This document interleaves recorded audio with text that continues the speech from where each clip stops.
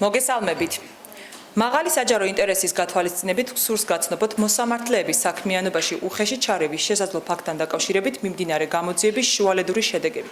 Როგორც საზოგადოებისთვის ცნობილია, მიმდინარე წლის 14 იანვარს საქართველოს მთავარ პროკურატურაში გამოძიება დაიწყო სამართალწარმოების პროცესზე ზეგავლენის მიზნით მოსამართლეების საქმიანობაში უხეში ჩარევის შესაძლო ფაქტთან დაკავშირებით. გამოძიების დაწყებას საფუძვლად დაედო საქართველოს უზენაესი სასამართლოს მოსამართლეების ბესარიონ ალავიცის და პაატა ქათამაძის წერილობითი განცხადებები და საქართველოს უზენაესი სასამართლოს თავმჯდომარის წერილობითი მომართვა პროკურატურისადმი, რომელთაც დგინდება, რომ დასახელებულმა მოსამართლეებმა მიიღეს წერილობითი მიმართვები და მობილურ ტელეფონებზე შეტყობინებები. საქმეზე მიმდინარე გამოძიების ფარგლებში ჩატარდა არაერთი საგამოძიებო მოქმედება. ჩვენ გამოვკითხეთ განცხადებების წარმომდგენი მოსამართლეები. ასევე დავათვალიერეთ მობილური ტელეფონები.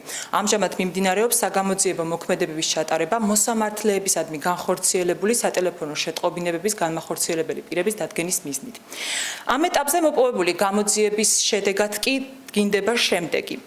2017 წლის 11 იანვარს უზენაესი სასამართლოს მოსამართლეებმა ბესარიონ ალავიძემ და პაატა ქათამაძემ საცხოვრებელი სახლის მისამართებზე მიიღეს წერილობითი შეტყობინებები. აღნიშნული წერილობითი შეტყობინებები გაგზავნილი იყო დ საყვარელიძის სახელით. წერილობით შეტყობინებებში მიმართვის ავტორი მოსამართლეებს თხოვდა გარკვეული მოქმედებების განხორციელებას და ამ მოქმედებების განხორციელების სანაცვლოდ არამართლსომიერ სარგებელს. ამავდროულად ხსენებულმა მოსამართლეებმა მათ სარგებლობაში არსებულ მობილურ ტელეფონის ნომრებზე მიიღეს სატელეფონო შეტყობინებები მსგავსი ხასიათის.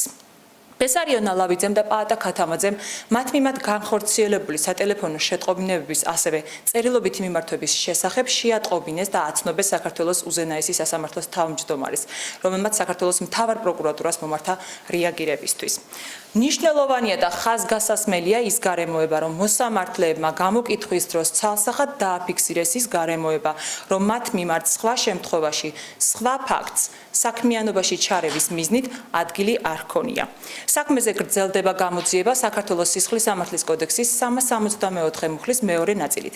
მიმდინარე გამოძიების ფარგლებში ჩატარდება ყველა საჭირო საგამოძიებო მოქმედება იმისათვის, რომ დადგინდეს წერილობითი შეტყობინებების ავტორები.